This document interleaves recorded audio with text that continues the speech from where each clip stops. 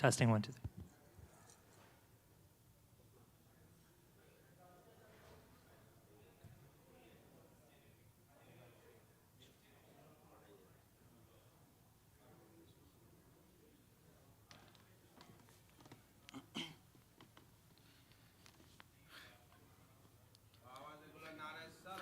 اللهم صل على اللهم صل على محمد وآل محمد. أعوذ بالله من الشيطان الرجيم. بسم الله الرحمن الرحيم. الحمد لله الذي أنزل على عبده الكتاب ولم يجعل له عوجا قيما لينذر بأسا شديدا من لدنه ويبشر المؤمنين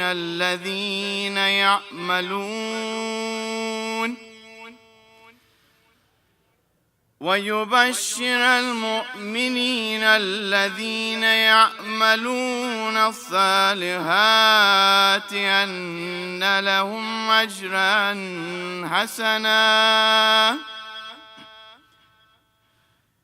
ماكثين فيه أبدا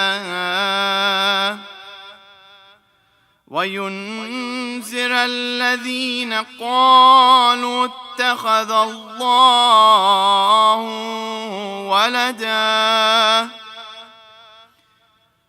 ما لهم به من علم ولا لآبائهم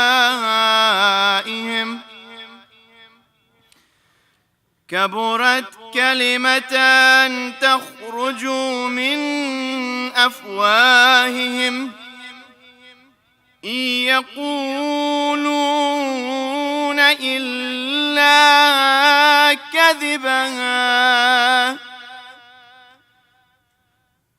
فلعلك باخئ نفسك على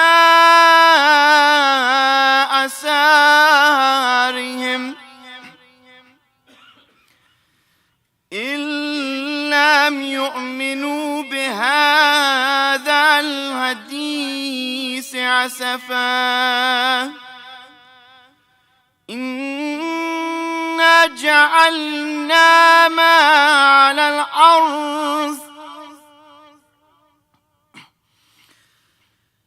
على الأرض زينة لها لنبلوهم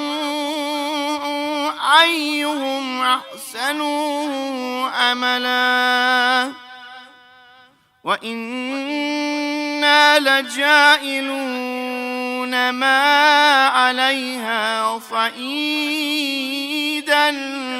جرذا. صدق الله العلي العظيم. صلوا على محمد وآل محمد.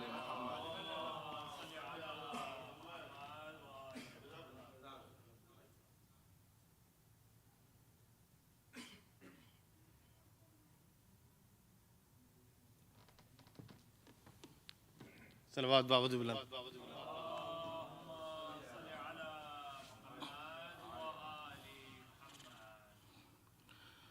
सोच के दो शेर पेश करूंगा, उसके बाद मसाइब सलवात भी नबाज बना।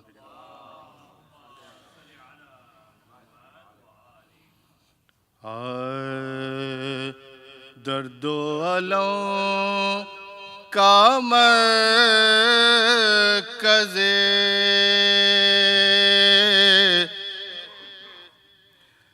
एहसास बन गई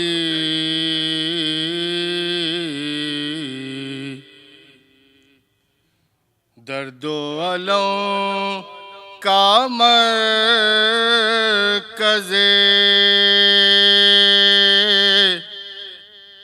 एहसास बन गई گئی بے آس قافلے کے لیے آس بن گئی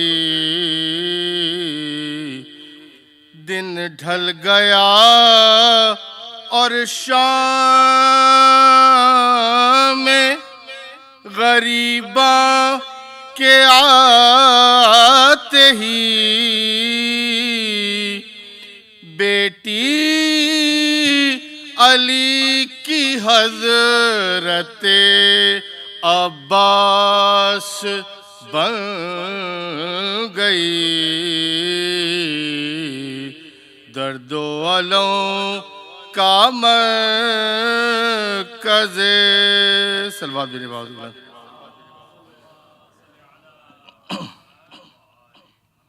بی بی سکینہ کی شہادت کے حوالے سے کچھ شعر پیش کروں گا صلوات بھی نبھاؤ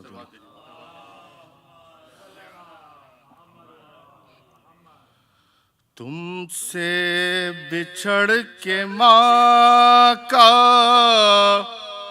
مشکل بہت ہے جینا ماں کو بھی ساتھ لے لو رک جاؤ اے سکینہ رک جاؤ اے سکینہ ہر سمت ہے اندھیرا ہر راہ پر خطر ہے ہر راہ پر خطر ہے ہر سمت ہے اندھیرا دشمن ہے چار جانب دل میں چھپائے کینہ رک جاؤ اے سکینہ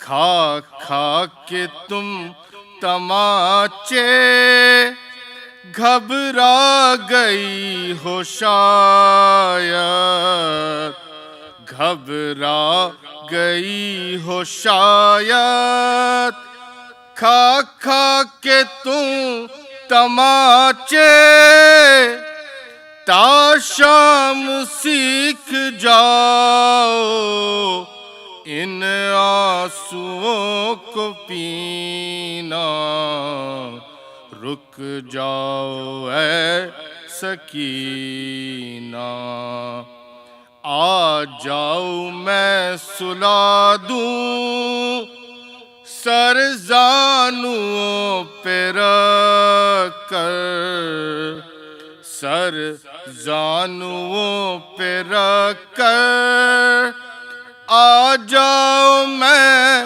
سلا دوں زخمی بہت ہے بی بی تیرے پدر کا سینہ رک جاؤ اے سکینہ آخری شعر امّوں کو جان مادر اس طرح نہ صدا دو اس طرح مت صدا دو امّوں کو جان مادر عباس کی جبیں پر آ جائے گا پسینہ رک جاؤ اے سکینہ صلوات بھیجے بابو بلند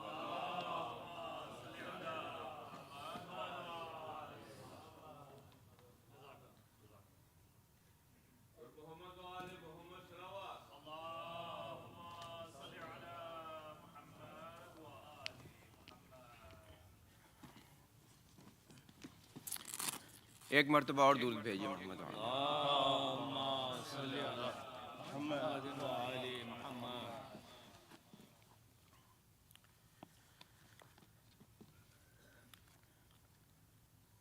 ایک مرتبہ اور درود بھیجیں محمد وآل اللہم صلی علی محمد وآل محمد.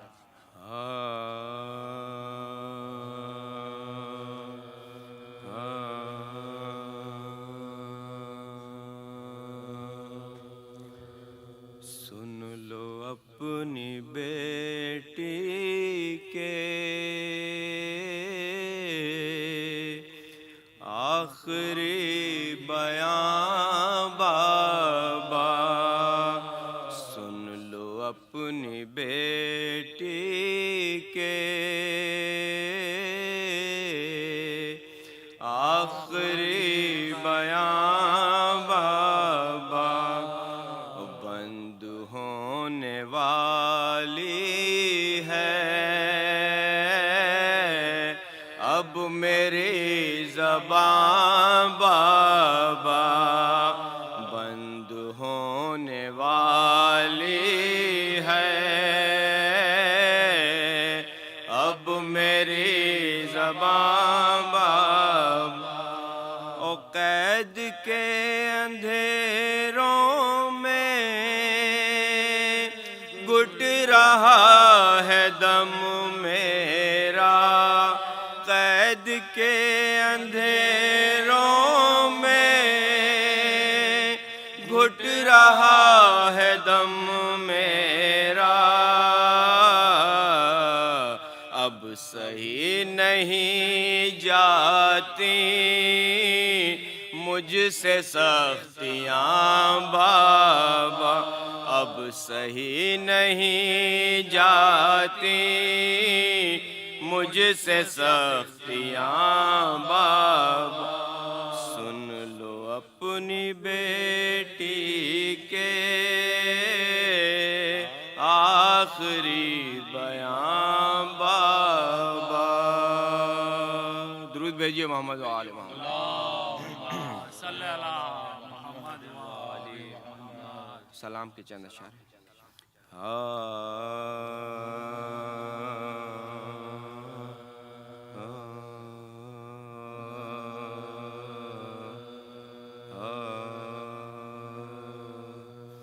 کربلا کی خاک پر کیا آدمی سجدے میں ہے،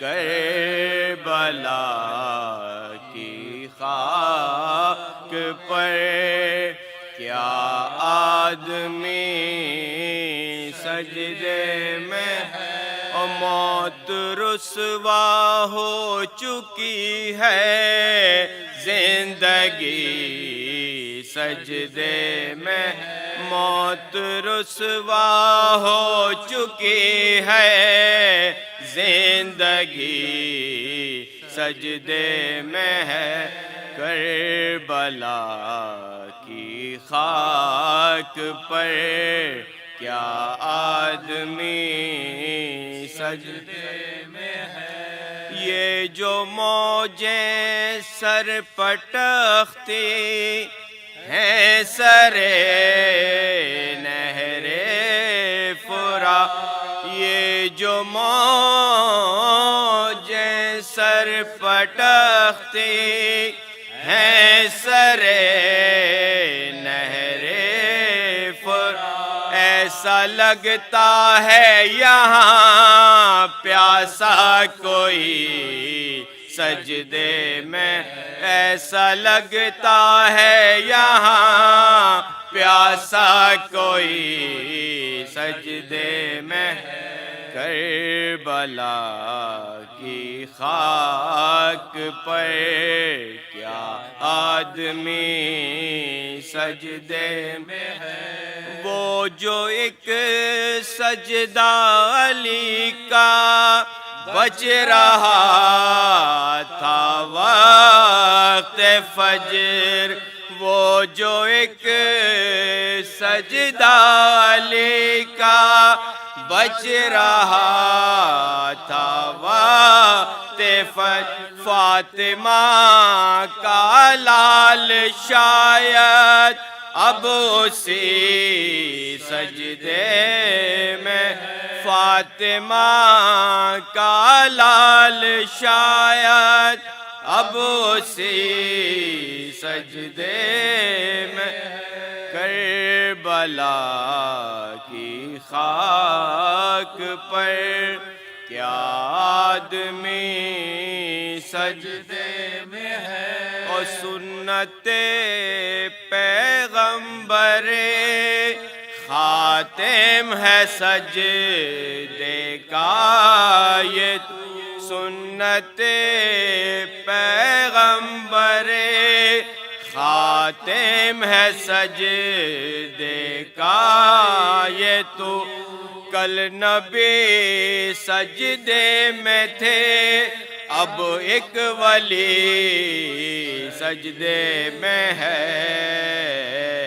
کربلا کی خاک پر کیا آدمی سجدے میں ہے، اور وہ جو عاشورے کی شب گل ہو گیا تھا ایک چرا، وہ جو عاشورے کی شب گل ہو گیا تھا ایک چرا، اب قیامت تک اسی کی روشنی سجدے میں، اب قیامت تک اسی کی روشنی سجدے میں ہے، کربلا کی خاک پر کیا آدمی سجدے میں ہے، اور حشر تک جس کی قسم کھاتے رہیں گے اہل حشر تک جس کی قسم کھاتے رہیں گے اہل، ایک نفس مطمئن اس دائمی سجدے میں ہے، ایک نفس مطمئن اس دائمی سجدے میں ہے، کربلا کی خاک پر کیا آدمی سجدے میں ہے، اور اس پہ حیرت کیا لرز اٹھی زمین کربلا، اس پہ کیا حیرت ہے کیا لرز اٹھی زمین کربلا، اس پہ حیرت کیا لرز اٹھی زمین کربلا، اور راکب دوش پیامبر آخری سجدے میں، اور راکب دوش پیامبر آخری سجدے میں ہے، کربلا کی خاک پر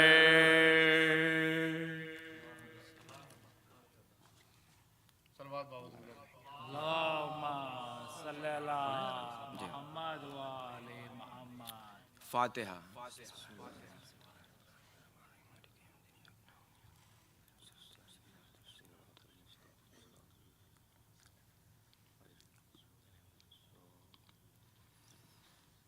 ایک درود اور بھیجیے محمد وآل صلی اللہ۔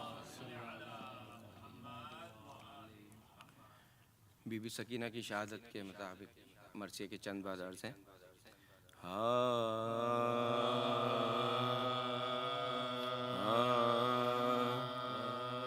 جب داغ بے کسی نہ سکینہ اٹھا سکی، اور درد دل نہ خوف کے مارے سنا سکی، اور کھائے تماچے شمر کے جب تک کہ کھا سکی، سن کا تھا دکھ بہت تھے نہ برداشت لا سکی، سن کام تھا دکھ بہت تھے نہ برداشت لا سکی، اور روئی تو ظالموں نے جفا بے شمار کی، آخر یہ جبر دیکھ کے موت اختیار کی،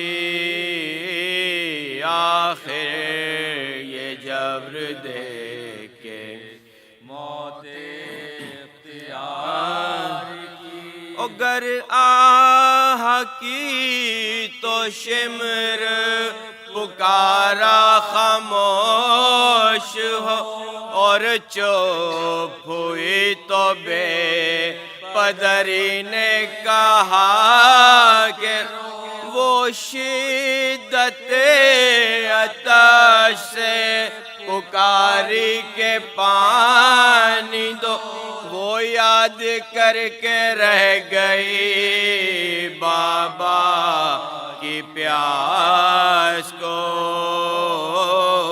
وہ یاد کر کے رہ گئی بابا کی پیاس کو، اور سوئی جو آنسو پہنچ کے چشمے پرآب سے ہائے ہائے حسین کہہ کے پھر اٹھ بیٹھی خواب سے،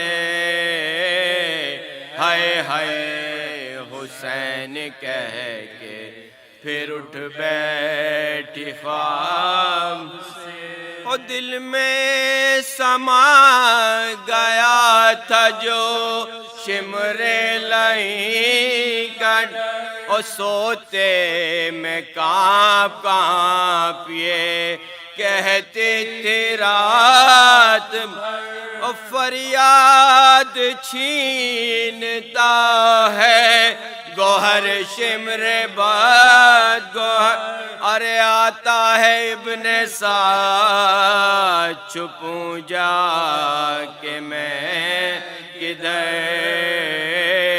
آتا ہے ابن سعد چھپوں جا کے میں کدھر، اور زینب پھوپھی سنبھالو کلیجہ دھڑکتا، ارے سجاد بھائی دیکھو یہ کھولی گھڑکتا ہے،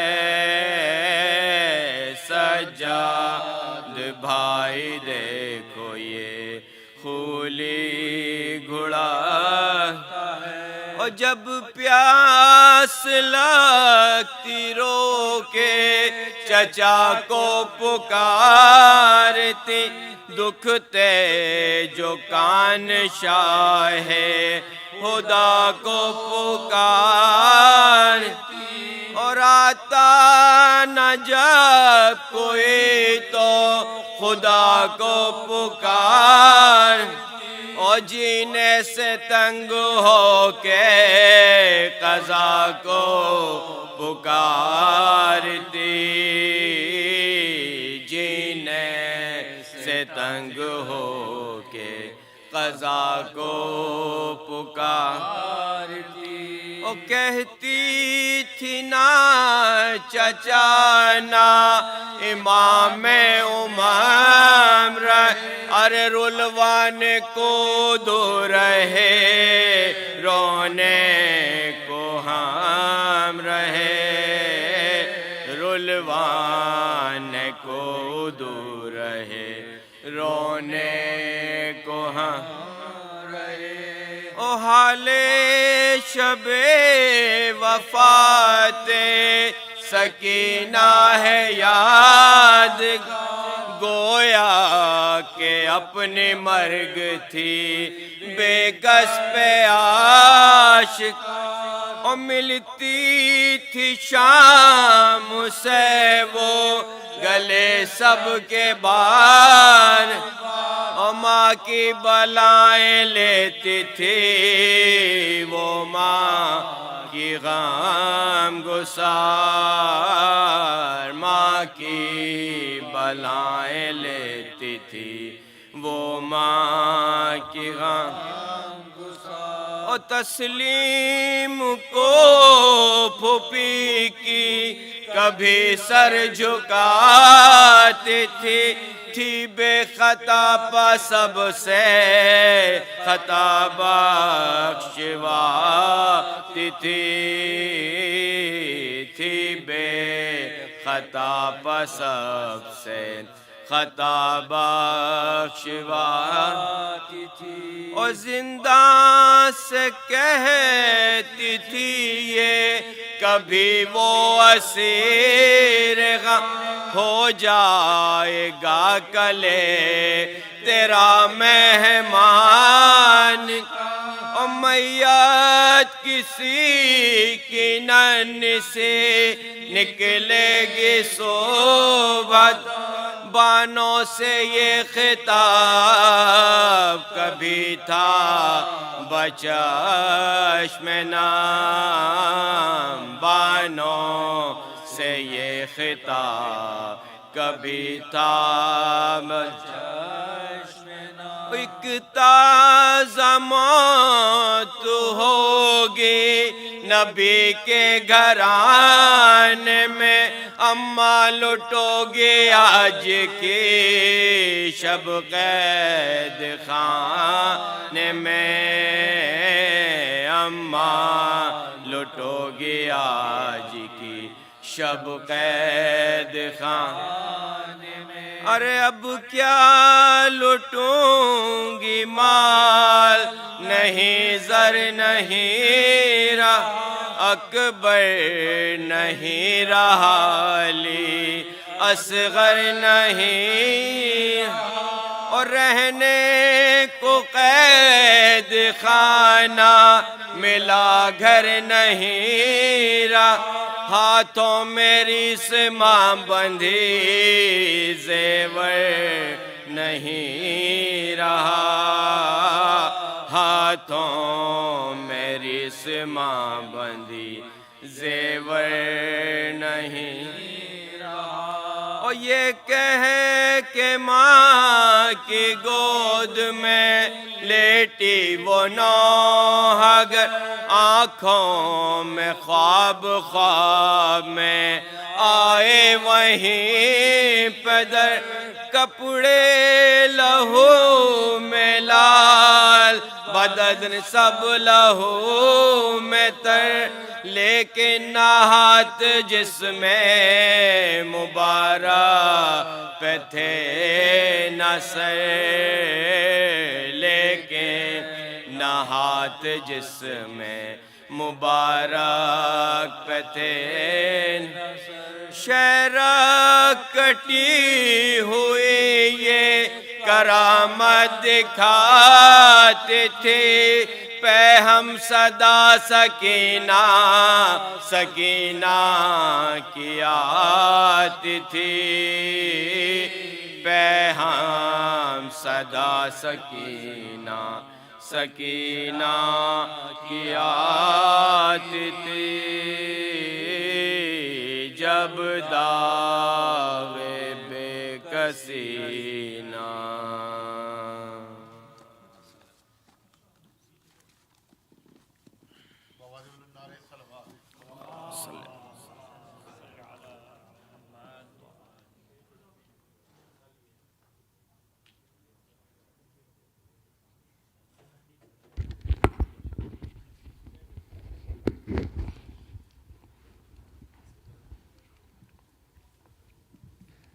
صلوات على محمد وآل محمد اللهم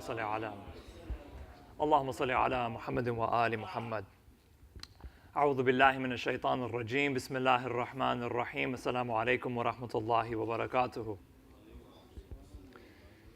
It is in these days and these nights in which we commemorate the wafat of the daughter of Imam al-Hussein alayhi salam, Bibi Sakina salamullahi alayha, salawat ala Muhammad wa ali Muhammad.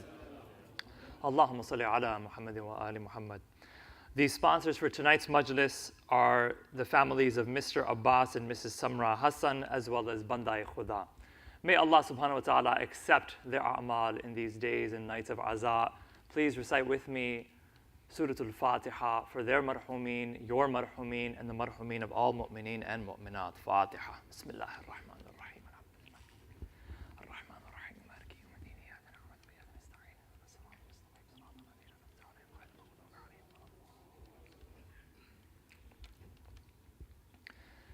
In these holy nights, we also remember those who are in need of dua for their health, safety, and protection in all areas of the world.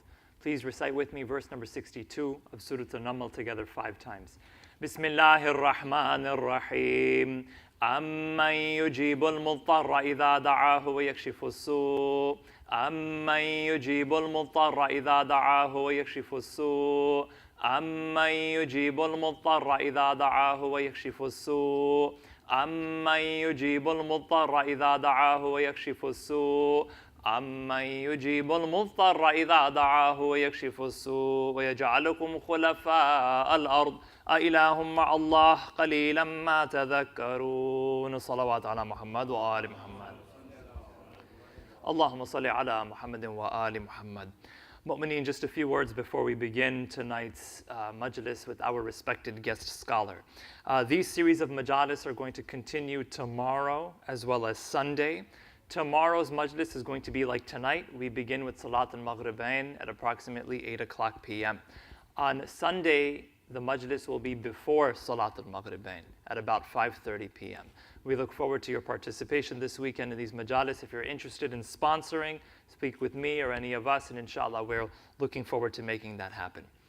Mu'mineen, mark your calendars for the following upcoming events. So we're going to start in September. September 2nd, there's going to be 2 events that day. September 2nd, we are going to be hosting another blood drive. Now, this blood drive, the first blood drive was an incredible success. There were more than 200 lives saved thanks to this community. Based on this response, the decision is to give those who are not able to participate in the first blood drive to give them another chance. There's going to be a mobile unit that'll be parked out front. The blood drive is September 2nd from 11 a.m. to 4 p.m. If you have not donated, take this opportunity to donate and to save lives. 1 donation saves up to 3 lives.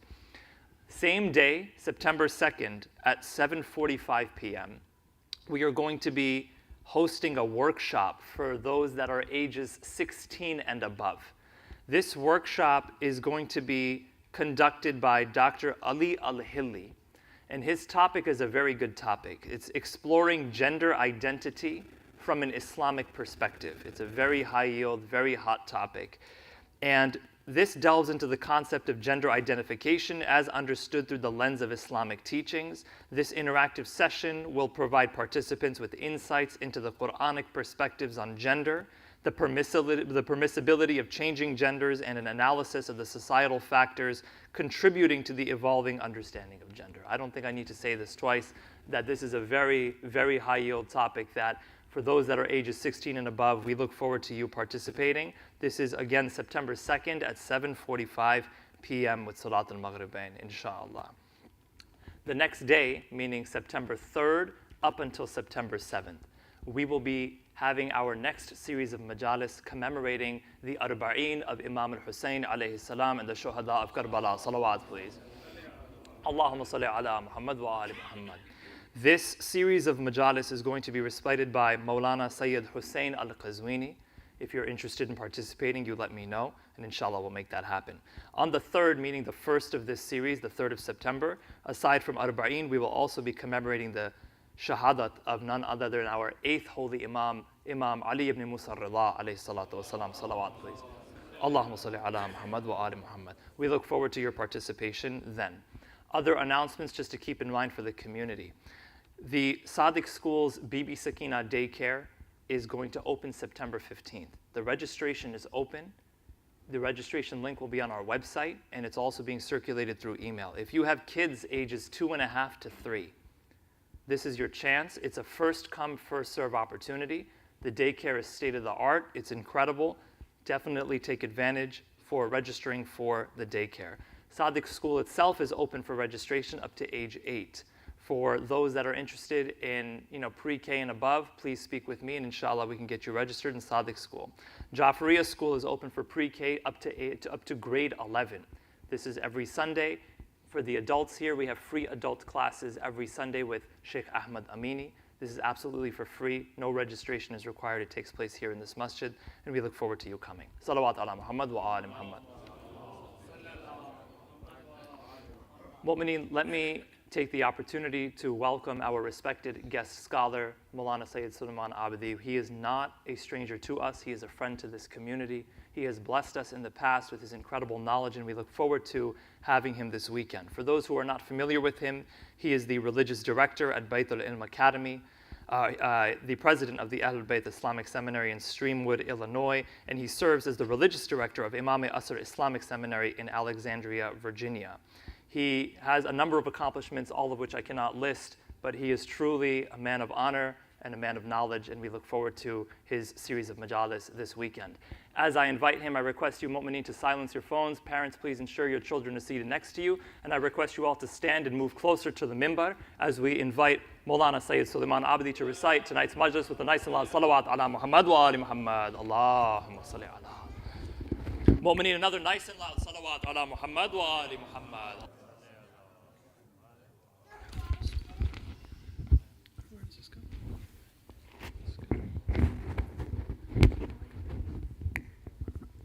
صلوات على محمد وآل محمد.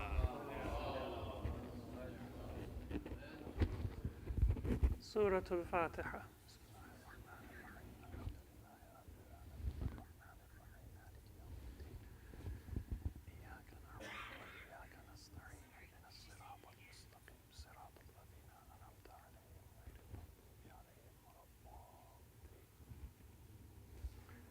أعوذ بالله من الشيطان الرجيم. بسم الله الرحمن الرحيم. الحمد لله رب العالمين بارئ الخلائق أجمعين فاطر السماوات والأرضين والصلاة والسلام على أشرف الأنبياء والمرسلين المبعوث رحمة للعالمين شفيع المذنبين وحبيب قلوب الصادقين سيدنا ومولانا أبي القاسم محمد. اللهم صل على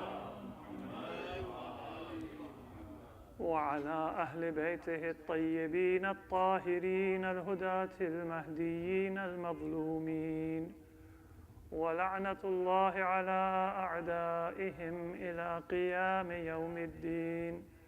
رب اشرح لي صدري ويسر لي أمري واحلل عقدة من لساني يفقه قولي. أما بعد، فقد قال الله عز وجل في القرآن المجيد: بسم الله الرحمن الرحيم قل إن صلاتي ونسكي ومحياي ومماتي لله رب العالمين لا شريك له وبذلك أمرت وأنا أول المسلمين. صلوات على محمد وآل محمد.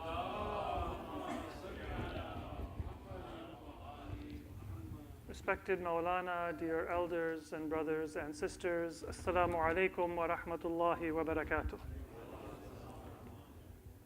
We are here in the month of Safar, and it is an honor and a gift from Allah subhanahu wa ta'ala that He has given us the opportunity to be present in each other's company, to remember and to keep alive the most important values that sustain our humanity and our spirituality and give us life in this world before the reward and the benefit that we expect from Allah subhanahu wa ta'ala and we pray to Allah for in the hereafter. And that is the remembrance and the commemoration of the lives and the values, the sacrifices and the tragedy of Muhammad wa ali Muhammad alayhim as-salatu was-salam.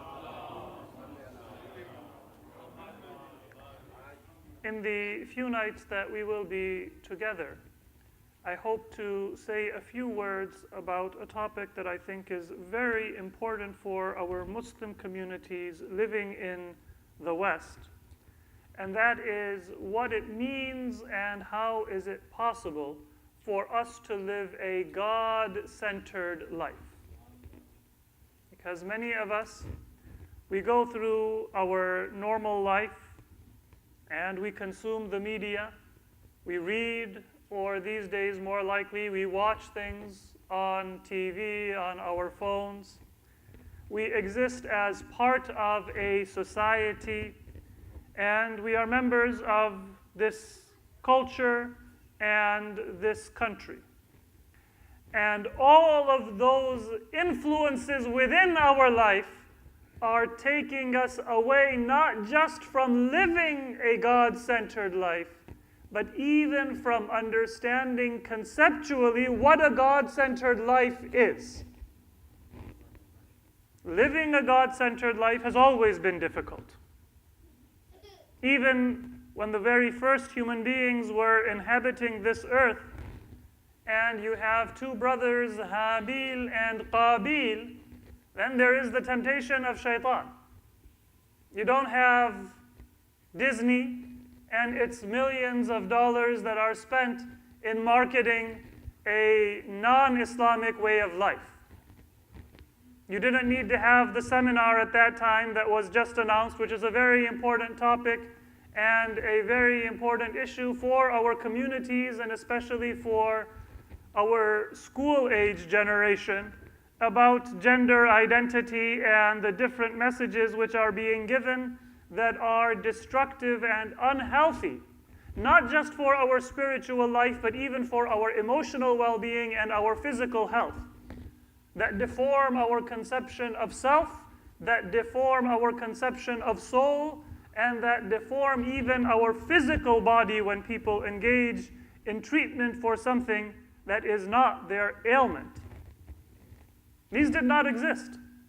And the many other temptations that exist because of technology, because of politics, because of the economy, because of culture and society, they did not exist in the time of Prophet Adam and his immediate family, or in the time of Prophet Nuh, alayhi salam, or our other earlier prophets.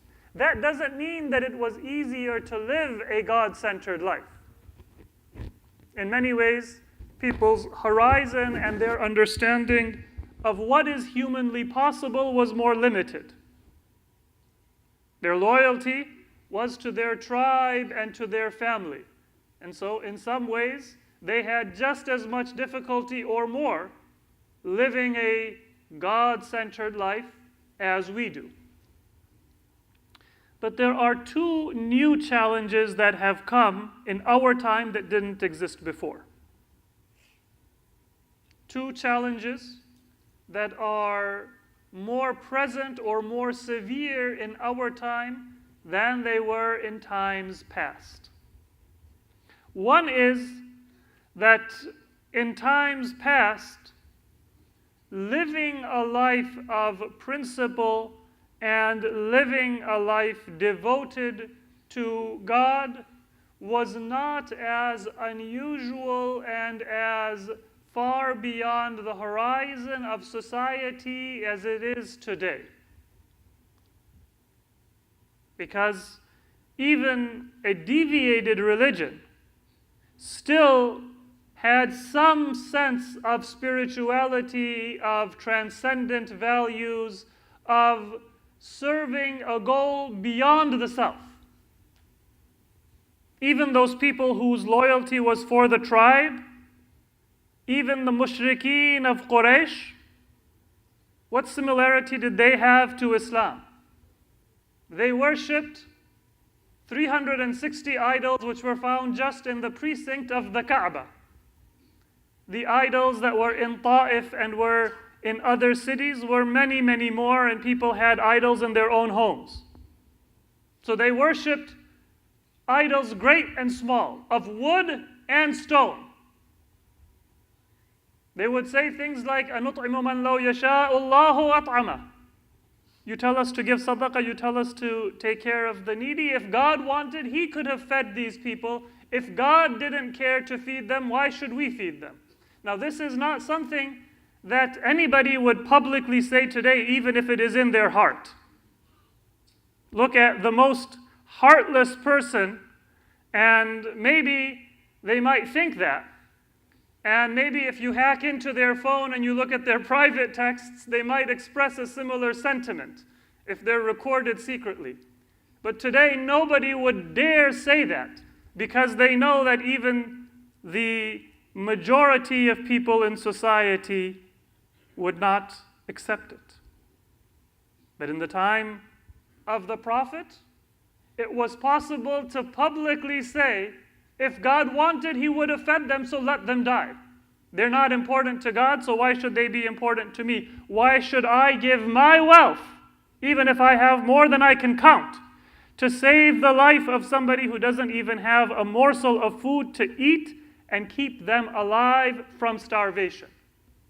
So, what similarity do they have to our time? You might say that they were even further away from the truth, and they had a more deviated sense of values than we do today. And you wouldn't be entirely wrong.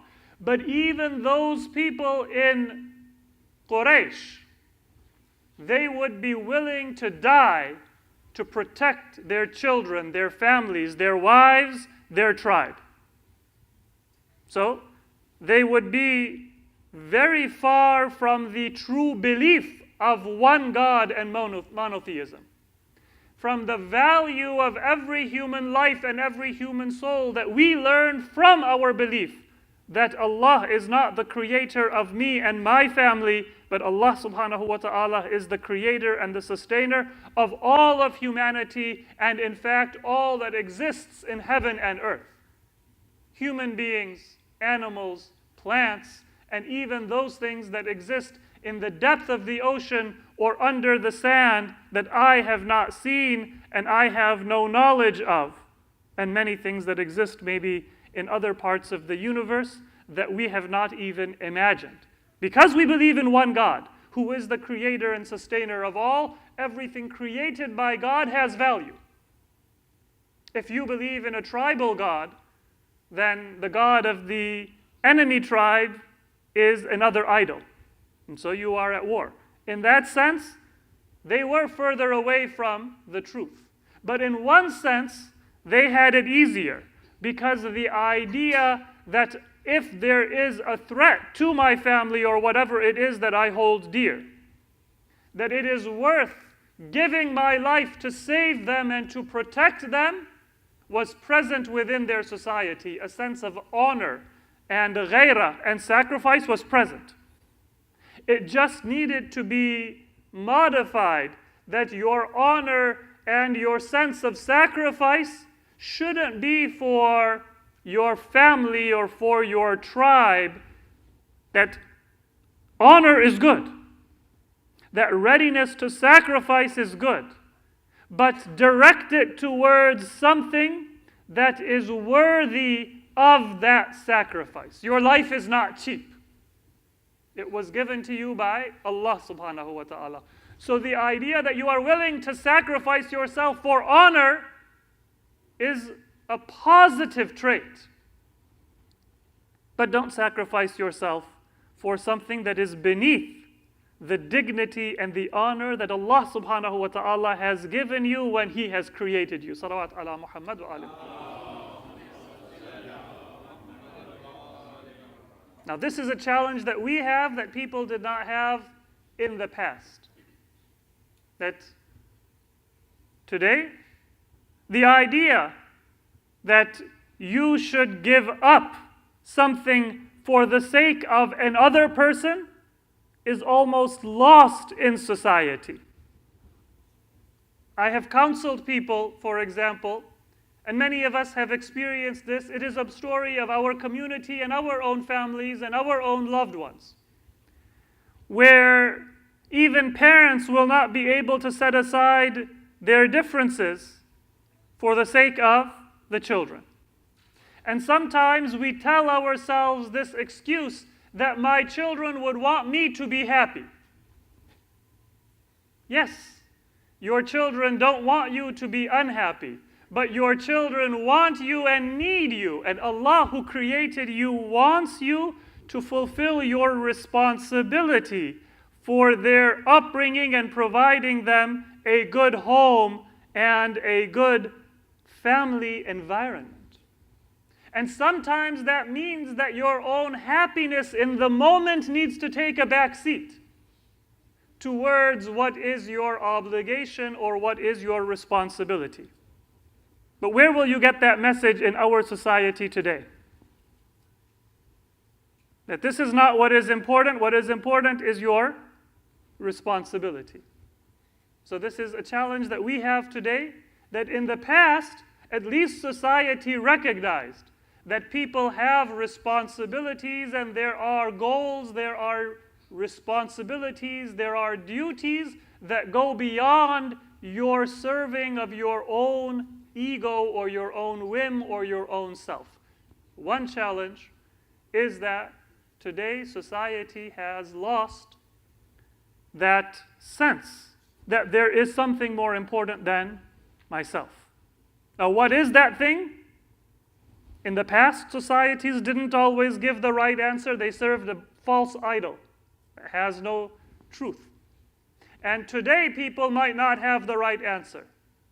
But at least in the past, people knew that this was a question that they should ask. And the only thing they needed was to get the right answer. Today, for many people, it isn't even a question. Just do it. Do what you want. And that is not even a question in people's mind, that what should I devote my life to? And the second challenge, and this is even more difficult and insidious, inshallah, in the coming nights, I will explore and expand this issue. That sometimes we don't know what it means to serve Allah subhanahu wa ta'ala. I want to live for God. I remember once I was speaking to somebody, a very sincere young person. I want to go to the Hawza, and I want to study and I want to devote myself to Islam. But my parents are not supporting me, so my parents are an obstacle to my spirituality. Now, many of us, we can relate to that. Sometimes the child has an objection because the parents don't let them choose the career they want. Sometimes the parents don't encourage them to serve the community, whether as a volunteer or as a student or desiring to go to the Hawza, or maybe they don't approve of the person that I want to marry, whatever the issue is.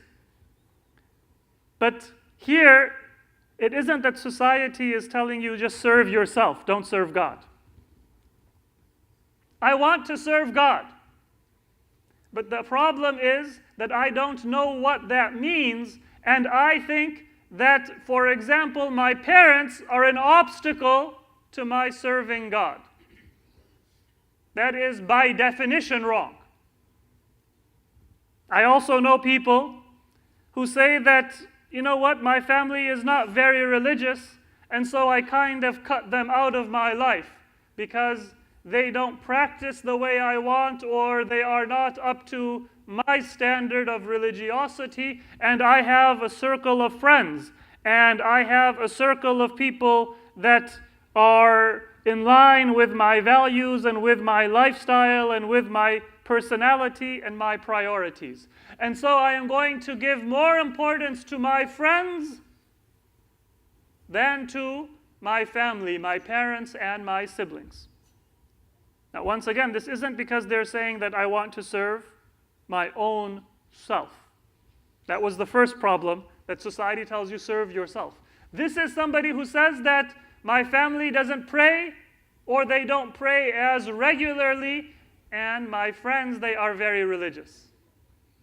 But what is the problem of definition here? Who chose your friends? You did. Who chose your parents and your siblings and your relatives? Allah did. So who has more concern for your guidance?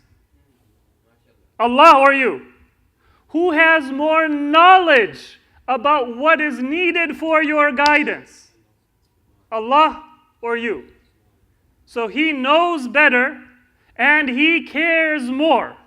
And so if I am going to not give priority to what Allah has chosen, and I am going to give priority to what I have chosen, then I am basically saying, just to give a very extreme comparison, and even this comparison doesn't do justice to the difference between my choice and God's choice, that I have a lump on somewhere in my body, and a physician tells me that it is something that I should take seriously, and the waiter at the restaurant that I'm eating at says that, no, this is nothing to worry about. And I say that nothing against waiters, they may be an expert in their field. But that field is not to determine what lump might be cancerous and what lump might not be. If I take the word of that waiter over the word of that physician whose expertise and specialty is in that field, then I will be seen as foolish. And of course, even that waiter may have dealt with something in that area, so their opinion may not be worthless. It's not worth much in comparison with an expert, but it's not worthless. But if I compare how much I care for my salvation compared to Allah, and how much I know about what is good for me compared to Allah subhanahu wa ta'ala, then the distance is even greater. So how can I say that I don't have an importance, or I don't want to spend that much time with my family members that God has chosen for me, and I want to give more value to my own social circle or my friends that I have chosen? That means not that I don't want to serve God. Many of these people, they are sincere. They want to serve God. They don't have the first problem that they are trying to serve themselves. They have another problem, which is they don't know what does it mean to serve God. To serve God is to understand that what God has given you in your life by definition is not an obstacle. It is a test. And Allah has chosen that test not by lottery, but in His infinite wisdom and in His infinite grace. And so if your family doesn't always see eye to eye with you, then your test and your struggle in life and the way that you serve God is to see how it is that you can honor them and how it is that you can maintain that relationship, both the easy and the fun parts and the difficult and the not so fun parts. Sometimes we do need to put distance between some members of our family and ourselves. And I will give some examples that come from the lives of Ahlul Bayt. In fact, I can give one example from the life of Imam Jafar as-Sadiq alayhi salatu wassalam right now. Our sixth Imam, Imam Jafar as-Sadiq, had a cousin, a relative, a near relative, by the name of Al-Hasan al-Aftas. And Al-Hasan al-Aftas had gotten involved in the Abbasid revolution and support for the Abbasid cause. And those of you who have studied history, you know that the antagonism and the animosity of the Abbasids to Ahlul Bayt was not less than, and in some ways, it was greater than the antagonism of even Banu Umayyah, who were the cause of the destruction of the Kaaba and the invasion of Medina, and most importantly and most tragically, the martyrdom of Imam Hussein and the family of the Prophet in Karbala. But the Abbasids built an entire city, Baghdad, that the bricks were put on the living bodies of the descendants of the Prophet. Within the walls and within the cement and the bricks of that city. That was the animosity of Banu Abbas. So this Hassan al-Aftas had lived in Medina and he had accepted a position from the Abbasids. He attacked Imam Jafar al-Sadiq alayhi salatu wassalam, sallu ala Muhammad wa ali Muhammad, and attempted to assassinate the Imam. Now, think of your family. Think of that relative, the uncle, the cousin, the elder, the parent, whoever it is, that you think is the most difficult for you to get along with. And I'm not speaking of cases of actual abuse. That is a separate topic which should be dealt with to protect your physical and your emotional safety. But in most cases, with just a very few exceptions, take that relationship among your family that is the most difficult. That you feel like, you know what, this person always calls me when they need something and they're never there for me when I need them. Whenever they see me, they always say something to put me down or put my children down and bring up their self or their own children. They always say how wonderful their life is, and they always say something sarcastic about how my house is not clean enough, my cooking is not good enough, my children are not raised well. Whatever it might be in our families, we know the types of issues that generally cause us to say that I'm through, I'm done. I will bet you that in almost no case is it that that person attempted to kill somebody with a knife. And if there is a case like that, God forbid, then that is a separate issue. But this was the situation that our sixth Imam was faced with. Somebody who was a close relative, but because of their own weakness of character or because of the propaganda of the Abbasids, because of their jealousy of the Imam or whatever the other circumstances may be, they fell in with the Abbasids. Now, how did our sixth Imam deal with that? Now, a person with that much anger and hatred, you can't just go and say, hey, you know what, let's be friends. And if you go and you say, let's be friends, then you might actually cause more damage. Because if they still have an open wound, then trying to meet them, trying to talk to them, may just make it even worse. So maybe you're very sincere to me, but if I have a negative impression of you, in your sincerity, when you call me, I'll say, what is it that you want now? Something must be up. You're trying to take advantage of me. If you give me good advice, for example, if you are a realtor, and you say that, you know what, you have a few properties and this is a good time to sell because the market is such that this is an opportune time for you to cash out. Then I will say, oh, you're trying to get something out of it. You have an ulterior motive. You can't stand the fact that I am doing well. So if I already assume the worst about you, your showing kindness to me makes it worse. It doesn't make it better. I need to be willing to understand. What do we normally do in this situation? I don't have time for this. Life is too short. I'm going to cut that person out of my life. They're toxic. And that word toxic is thrown around very lightly and very casually in our society. Now look how our sixth Imam, Imam Jafar ibn Muhammad al-Sadiq alayhi as-salam, dealt with the same situation. You can imagine how much hurt and how much hope our Imam had that he was cut off from that relative, not because of any shortcoming on the side of the Imam, but because of that anger or because of that jealousy or because of that hatred in the other party. But the Imam didn't write him off. When our sixth Imam was on his deathbed, he said that let us remember this relative. And so he said that give 70 dinars. Dinars are not dirhams, they are a gold coin. and there is some dispute about what is the weight, but about 3.5 to 4.25 grams. So if you take that middle weight and the current price of gold, that is a gift of about $13,000 just in terms of the value of the gold. I'm not speaking about the purchasing power. That is a significant gift to give somebody who tried to have you killed. Imam Jafar al-Sadiq said that give my relative Hassan al-Aftas 70 gold dinars.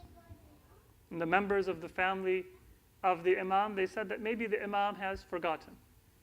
Maybe because he is on his deathbed, he is now speaking something that he wouldn't have said in a different circumstance. So they asked the Imam, with respect, that, O grandson of the Messenger of Allah, are you going to give somebody this amount, a significant gift, who tried to kill you? And the Imam says that I wish and I pray that Allah will count me among those who apply the verse of Surah Al-Ra'd, وَالَّذِينَ يَصِلُونَ مَا أَمَرَ اللَّهُ بِهِ أَن يُوصَلَ وَيَخْشَوْنَ رَبَّهُمْ وَيَخَافُونَ سُوءَ الْحِسَابِ. The believers are those who connect the relationships that Allah subhanahu wa ta'ala has commanded them to connect. That relationship of a cousin, it's not even a very close relationship. Now at one time, people's cousins were like their own brothers. Today, even our siblings are often as distant from us as people's distant cousins used to be just a generation ago. But the Imam said that this relationship is among those that Allah has commanded me to remember and to be connected to.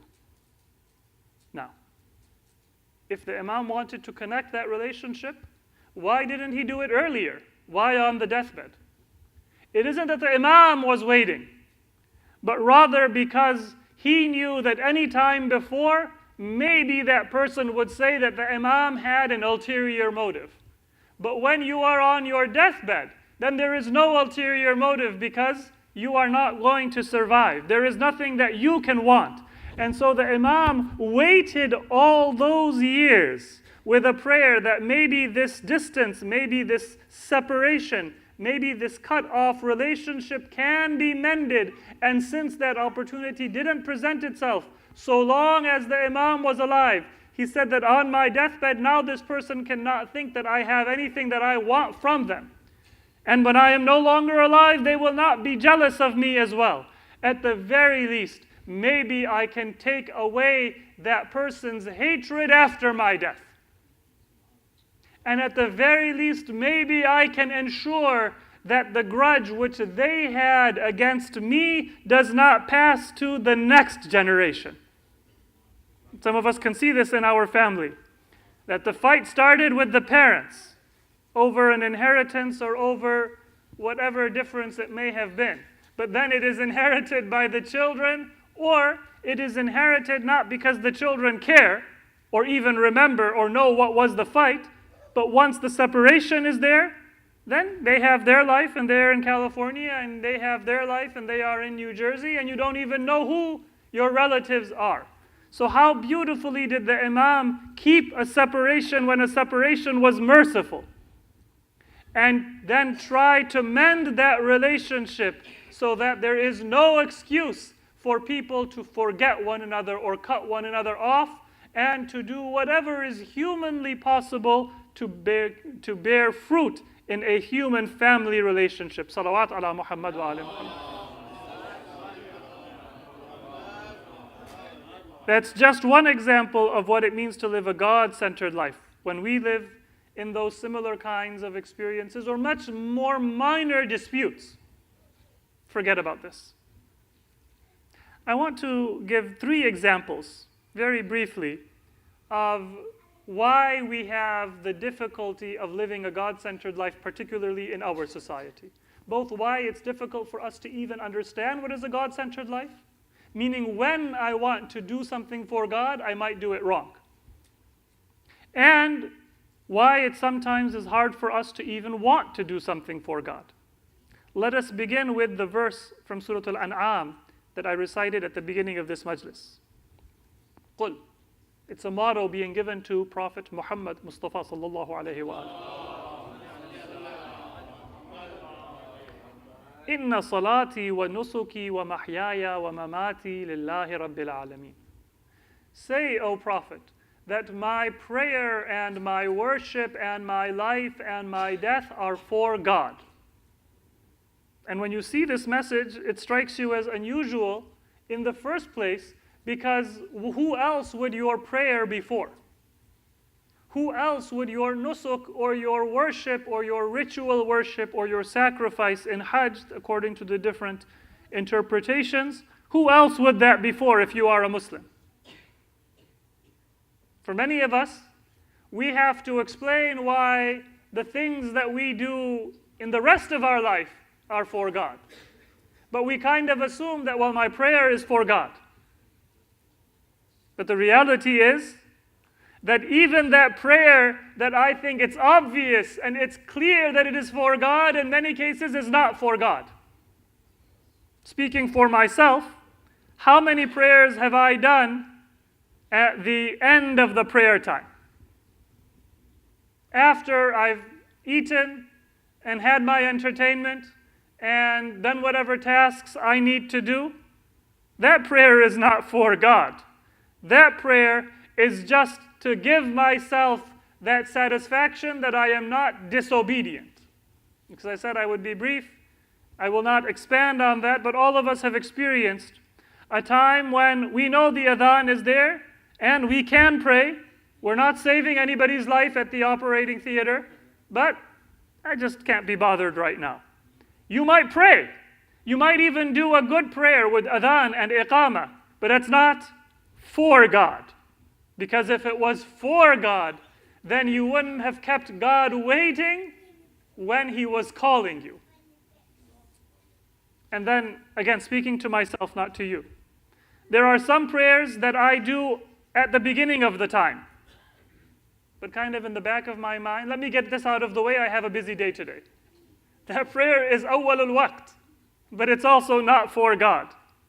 Because I am not present and I am not thinking that God has called me and let me answer His call and let me give value to this opportunity to speak to God.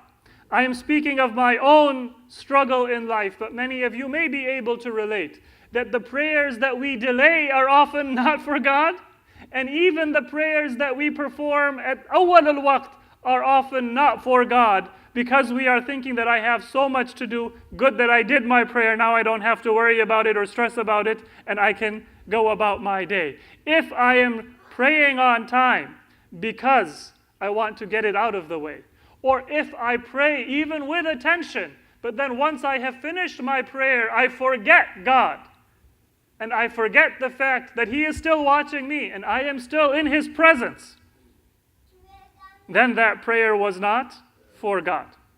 So you can see that forget everything else in your life. You eat for God, you sleep for God, you exercise for God, you spend time with your family for God, you do what you find enjoyable, and you do that and dedicate it for God. All of those are a struggle.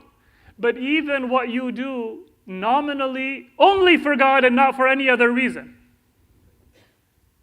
If I eat, well, I would eat whether I believed in God or I didn't believe in God. As a believer, I try to say that this food is out of gratitude for God's sustenance and to protect and preserve the life that God has given me, and I intend that I will use the strength I get from this meal to serve God.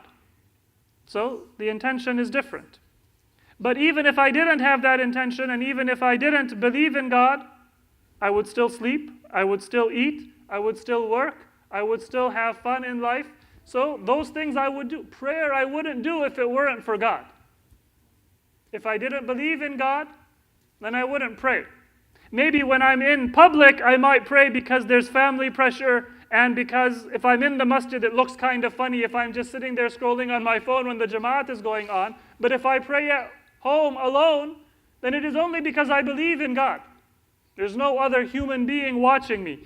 Even that prayer that I wouldn't do if it weren't for God, and I am only doing because of God's command, if I really think about my intention, then often it is not truly for God, but rather it is for something within my own self that I am performing the prayer. The way I do the prayer and the way that I act before and after the prayer proves that it hasn't oriented me towards God, but it is just something that I do and then I move on and live the rest of my life. Salawat ala Muhammad wa ala Muhammad.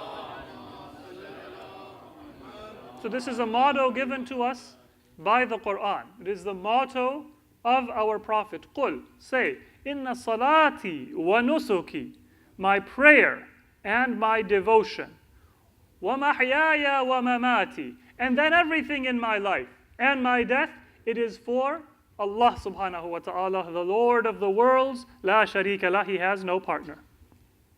So what are some of the most common things that are obstacles?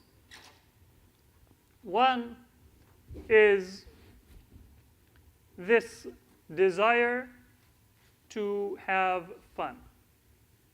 Just think in your day, how many times do we think about and do we speak about having fun? Those of you who are familiar with traditional Islamic language and culture, our greetings used to always be a prayer.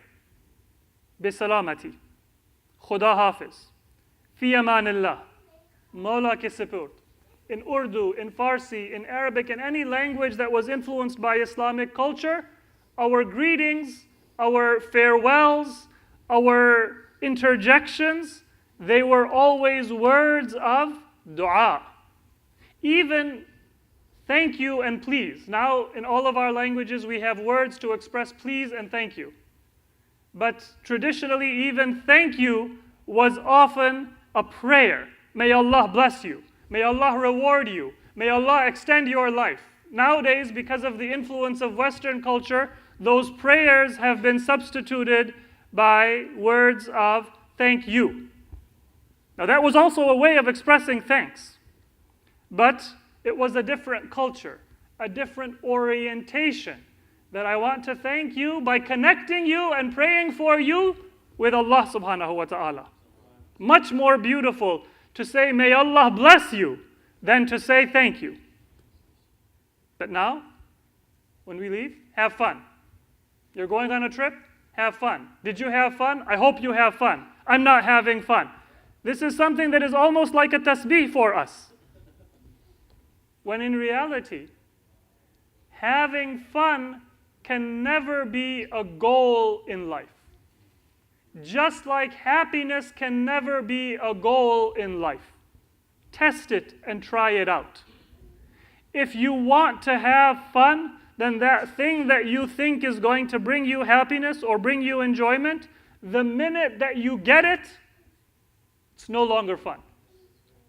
Those of you who had an old beat-up car, and you're like, I want to buy a new car that I can trust is going to turn on whenever I sit in it. You get your new car, how long do you enjoy it? Until you realize there's another car with more options. That you don't have to touch a cold steering wheel, you can heat it. You don't have to sit in a cold seat in the winter, but you can heat it. All right, then a few years later, maybe you move up in the world and you get that car with better options. And you're happy, right? You're content. Nothing more you need in life. Fun and happiness cannot be a goal in life, because by the very nature of this world, whenever you attain what you thought would bring you happiness or what you thought would be fun, it ceases to bring you that happiness or the fun. Because there's always another horizon to conquer. You build up a tolerance. And then you think that, at one time, if you're working minimum wage jobs, you say, if I can earn the median income in my area, I'll be great. And then, 10 years later, you're earning 5 times the median income and you still feel like, I can barely keep up. Well, why can you barely keep up? Because you thought that income or that material possession or whatever it is would bring you contentment. Contentment must come from within. It's not going to come from what you have. It comes from who you are. Happiness is not going to come from chasing it, but it is going to come from living a life well, and Allah will bestow happiness upon you. Enjoyment is also going to come, true enjoyment, not by chasing happiness, but by living your life in accordance with the commandments and the teachings of Allah subhanahu wa ta'ala. And then Allah will give you a pleasure and an enjoyment and a happiness that is incomparable with anything that you can get in this world. Now, this is just one example of why it is difficult for us to live a God-centered life, because even in our Muslim society, with our friends and our family, those du'as, those prayers for each other of greeting and farewell, they have been replaced by the wird of fun, of happiness. And when that is on my lips and that is in my mind, then I cannot live a life devoted to Allah. Because a life devoted to Allah will be one where I say, if I don't have fun praying, solution is not for me to do something that is fun rather than pray. The solution is for me to change my friends, change my environment, change the circumstances of my life, so that something that was fun for the Prophet, something that was the greatest aspiration of Ahlul Bayt, becomes fun for me. If you have many people and you say you have just one night to live, and there's many things that they would want to do, spending that night in prayer would not be one of them. And even those of us who believe in God, if we spend that night in prayer, it will be, Allah, I didn't do my prayers until now, I'm going to make up as many as I can in this one night. Maybe you will. It's not because we have an enjoyment of prayer, but because we feel that guilt that we haven't done it, and so now we need to make it up because we're going to meet Allah, and He's going to ask us. But those of you who know the history, you have already come to Karbala. That Imam Hussein says on the 9th of Muharram to his brother Abbas alayhi salam, that, oh my brother, go to this enemy and tell them that delay the battle by one night, because as God is my witness, there is nothing that Hussein enjoys more than to worship Allah subhanahu wa ta'ala. So there are some people who say that prayer is not fun. Get it out of the way and do what you enjoy. Then there is the orientation of a Muslim, that if it is not fun for me, then I need to change something about my life so that I can be like Imam Hussein and I can say that let me get the rest of my life out of the way, the food out of the way. Let me get the work that I need to do, the school that I need to attend, and all of those things out of the way, so that I have time for salah. This first week of the month of Safar is also, according to one narration, associated with the martyrdom of our second Imam, Imam Mujtaba. So I want to say a few words about Imam Mujtaba and then connect it to the musibah of Karbala. You know that when our second Imam was on his deathbed, Imam Hussein came to him, and seeing his brother still at the prime of his strength, and in the very beginning, just 10 years into his imamat, at the young age of 47, with young children like Qasim, who is still an infant, seeing that suffering of the Imam, that he was on his deathbed, Imam Hussein began to weep. And Imam Hassan, when he saw tears in the eyes of his brother, he said, "Oh my brother, no, if we are going to weep on this day, if there is sadness, if there is grief, then it will not be grief for my suffering or for my martyrdom. La yawmaka yawmika ya Aba Abdullah. Oh my brother Hussein, it is I who am on my deathbed, but my tears are for you, because I am surrounded by you and our brother Abbas and our loved ones. I am in the city of the Prophet, and when I am buried, even if the enemy prevents me from being buried in the presence of my grandfather in the Masjid of the Prophet, then I will be buried near my ancestors, al-Baneen and Abbas, the uncle of the Prophet. I will be buried in Jannatul Baqi. Oh my brother Hussein, you will be alone on the plain of Karbala.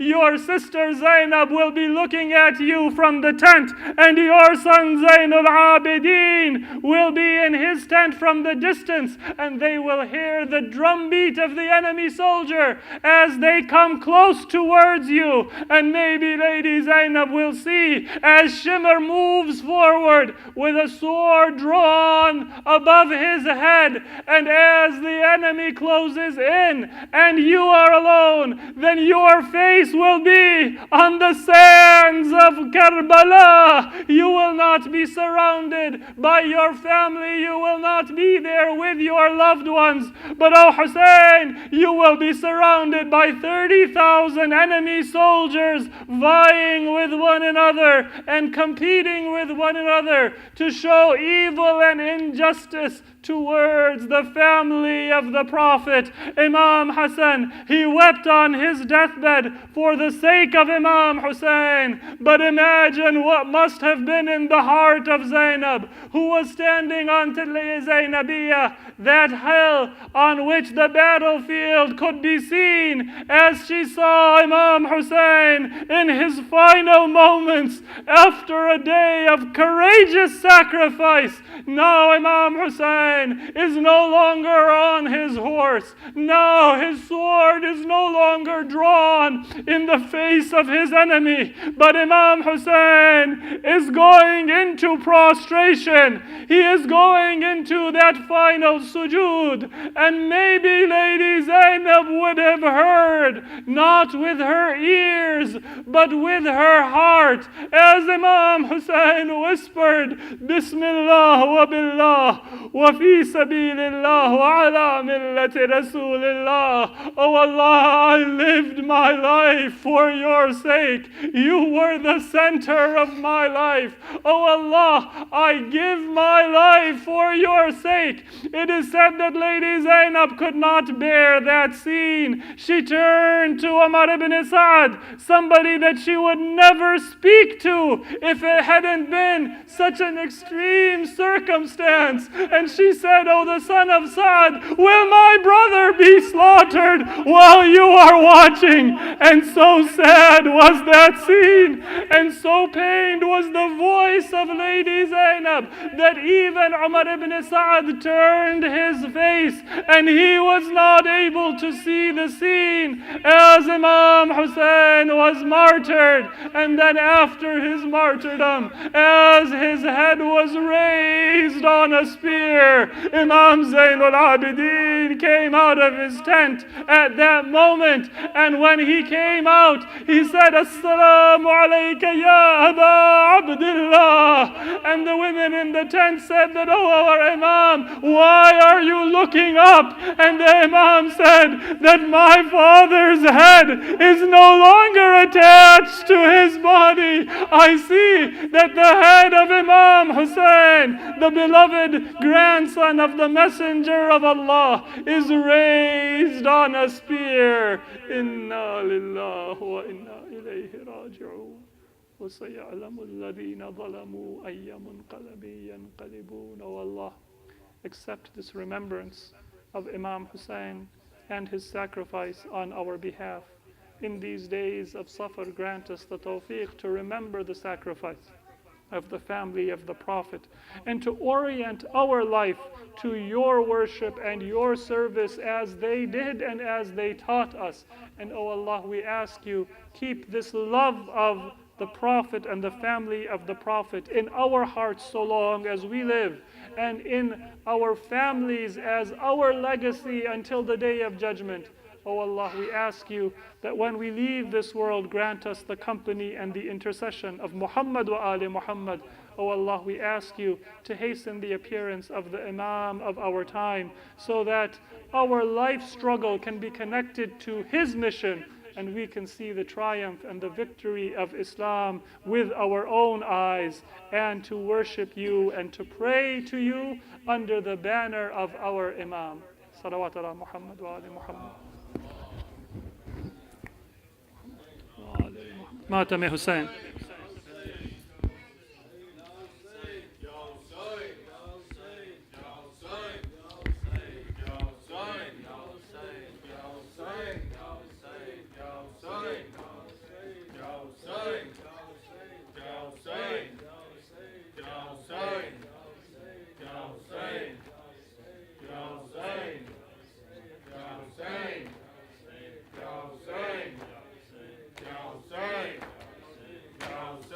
Ya Hussein, Ya Hussein, Ya Hussein, Ya Hussein, Ya Hussein, Ya Hussein, Ya Hussein, Ya Hussein, Ya Hussein, Ya Hussein, Ya Hussein. قرآن سنا بھائی نظروں سے چھپا لے زینب کو. قرآن سنا بھائی نظروں سے چھپا لے زینب کو. قرآن سنا بھائی نظروں سے چھپا لے زینب کو. قرآن سنا بھائی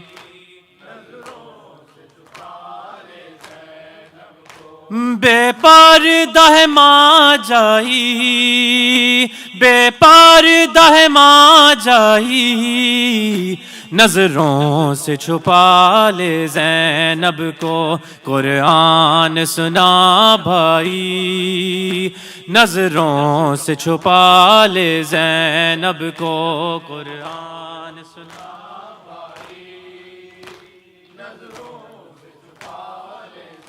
میں وارث زہرا ہوں اور میرا کھلا سر ہے. تھی سر پہ کبھی میرے اب نیز پہ چادر ہے. امت ہے تماشائی، امت ہے تماشائی نظروں سے چھپا لے زینب کو. قرآن سنا بھائی نظروں سے چھپا لے زینب کو. قرآن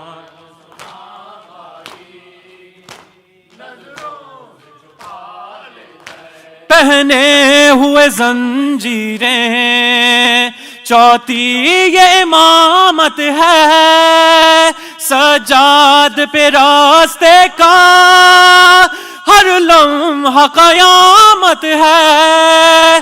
اب ساتھ ہے تنہائی، اب ساتھ ہے تنہائی نظروں سے چھپا لے زینب کو. قرآن سنا بھائی نظروں زینب کو.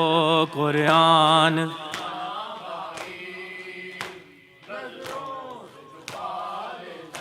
یثرب کی میں شہزادی میں فخر ختیجہ ہوں. افضل ہوں میں مریم سے میں ثانی زہرا ہوں. بازار میں اب آئی، بازار میں اب آئی نظروں سے چھپا لے زینب کو. قرآن سنا بھائی نظروں سے چھپا لے زینب کو. قرآن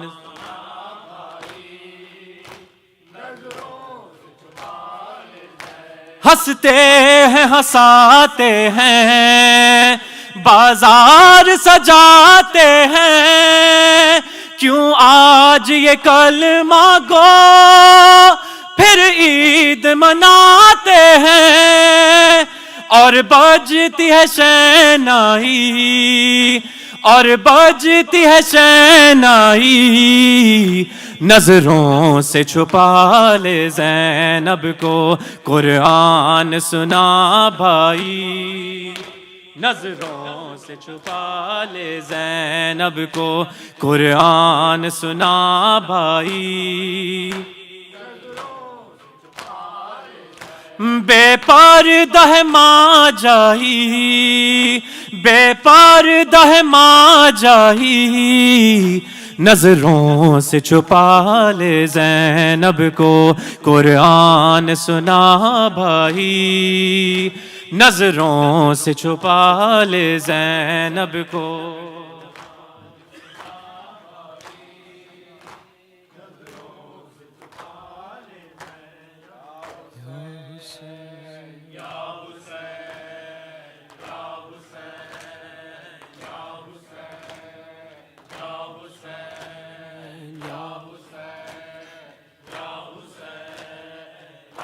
ہائے یہ بچی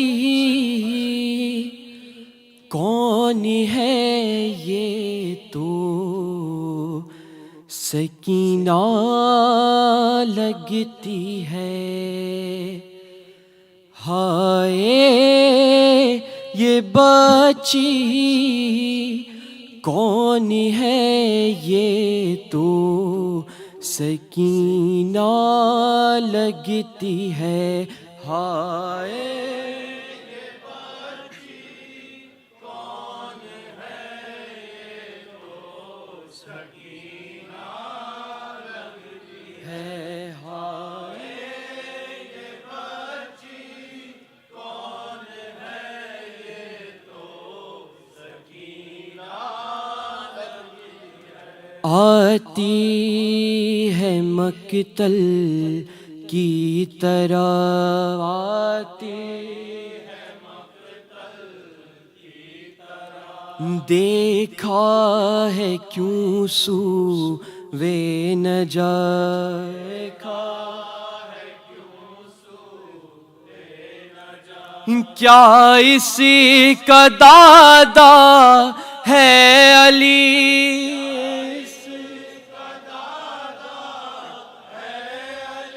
کیا اسی کا دادا ہے علی، یہ تو سکینہ لگتی ہے. ہائے یہ بچی کون ہے، یہ تو سکینہ لگتی ہے. ہائے یہ بچی کون ہے، یہ تو سکینہ لگتی ہے.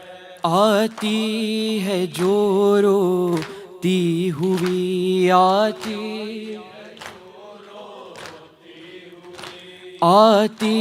ہے جو روتی ہوئی، آتی صدموں سے جاں کھوتی ہوئی، صدموں پڑھتی ہوئی نعت علی،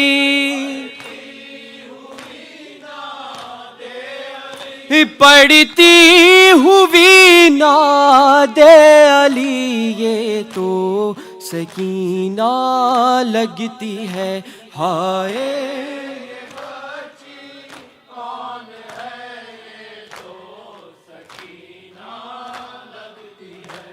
ہائے یہ بچی کون ہے، یہ تو سکینہ لگتی ہے. کیوں رو کے جان دیتی ہے یہ،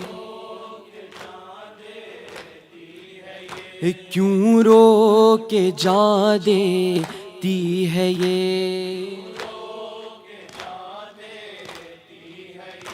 کیوں سسکیاں لیتی ہے یہ، کیا مر گیا اس کا کوئی،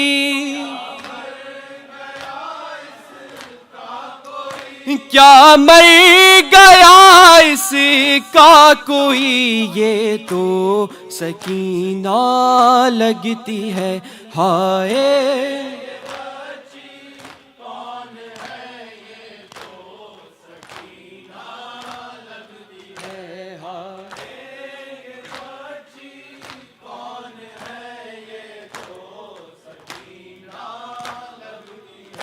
کانوں سے خون کیوں ہے رواں، کانوں سے کیوں خون ہے رواں. اف یہ تماچوں کے نشان، یہ ظلم اور یہ کم سنی، یہ ظلم اور یہ کم سنی، یہ تو سکینہ لگتی ہے ہائے. یہ بچی کون ہے، یہ تو سکینہ لگتی ہے ہائے.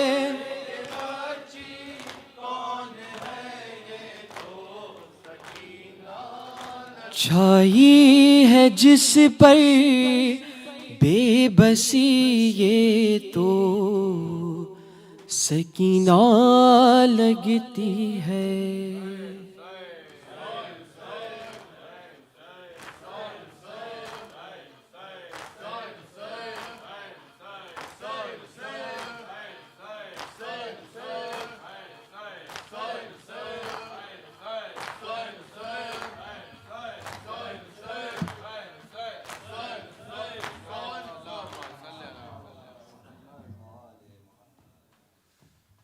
السلام عليك يا أبا عبد الله وعلى الأرواح التي حلت بفنائك، عليك مني جميعا سلام الله أبدا ما بقيت وبقي الليل والنهار، ولا جعله الله آخر لحدي مني لزيارتكم. السلام على الحسين وعلى علي بن الحسين وعلى أولاد الحسين وعلى أصحاب الحسين جميعا ورحمة الله وبركاته. السلام عليك يا مولى وابن مولى، السلام عليك يا غريب الغرباء.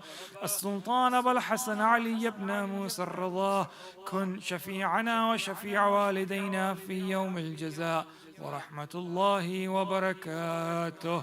السلام عليك يا صاحب العصر والزمان، السلام عليك يا خليفة الرحمن، السلام عليك يا شريك القرآن، السلام عليك يا كعبة الإيمان، السلام عليك يا إمامنا وإمام الإنس والجان. عجل الله تعالى فرجك وسهل الله تعالى مخرجك وظهورك، وجعلنا من أنصارك وأعوانك وتحت لوائك. السلام عليكم يا أهل بيت النبوة جميعا ورحمة الله وبركاته.